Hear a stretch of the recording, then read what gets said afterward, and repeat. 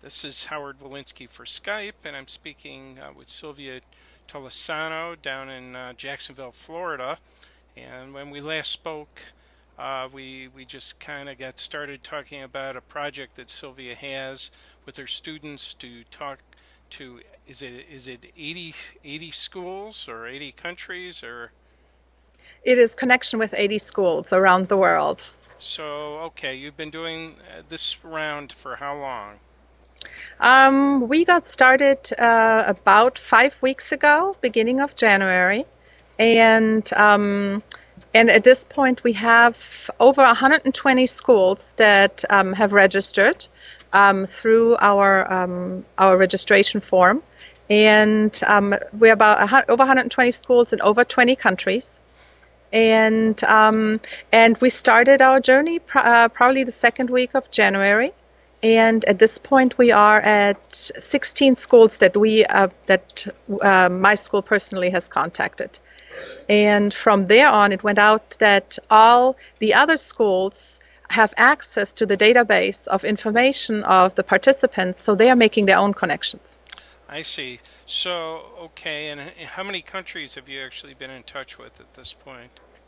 At this point, we've had connections here in the USA, Canada, Thailand, Australia, Spain, Portugal, China, South Korea, and Singapore. So, how does it look? You're going to easily meet your goal? I probably will not meet the goal before the school year is out. So that was a little bit trying to get a little bit too much in, because at this point we had to make at least eight to nine connections a week, and that seems to be a little bit too much, especially with standardized testing coming along, and so we will not probably make it at this school year. So it will continue into next school year. I see. So you're telling me you don't want to your students don't want to spend all day on Skype, huh?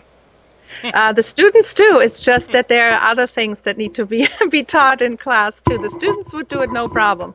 It's just really with all the other things that are going on in a typical school day, it's just hard to coordinate it all. Now you had a special event last Sunday. What was that about? Last Sunday we had an evening, a Skype evening. That obviously the time we had spoken about that last conversation we had is the time difference, the time zone difference is a big problem with the schools in the Eastern Hemisphere, which we have a time difference of 12, 13, 15 hours with our Eastern time here. And so we needed to find a time that I would invite my students to come back to school in order to connect with the students in Asia and Australia. And this past Sunday, which was a perfect time because it was the day before President's Day here in the United States, so we did not have school that day. But of course, in Australia and China and Thailand, Singapore, they do not celebrate President's Day, so they were going to be in school. So for us, it was important. We're at an elementary school, so I cannot ask the students to come in at 9 o'clock, 10 o'clock at night, and then get up early in the morning. The teachers would not appreciate that.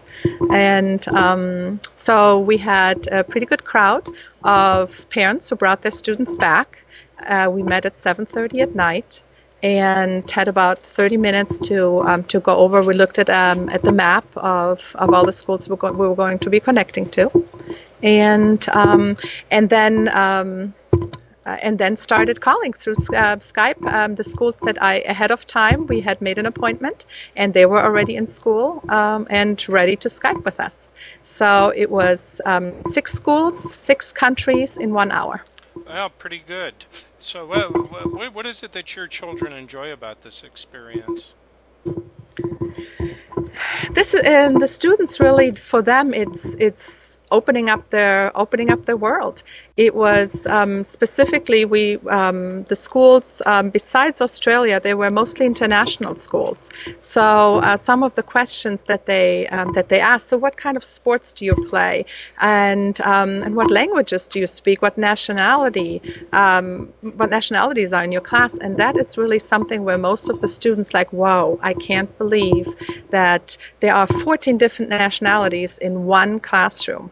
And then they asked us, so how many nationalities are in your classroom? And they like, we are all from the United States, and maybe they have a mother or a father from another country, but none of them was really born somewhere else.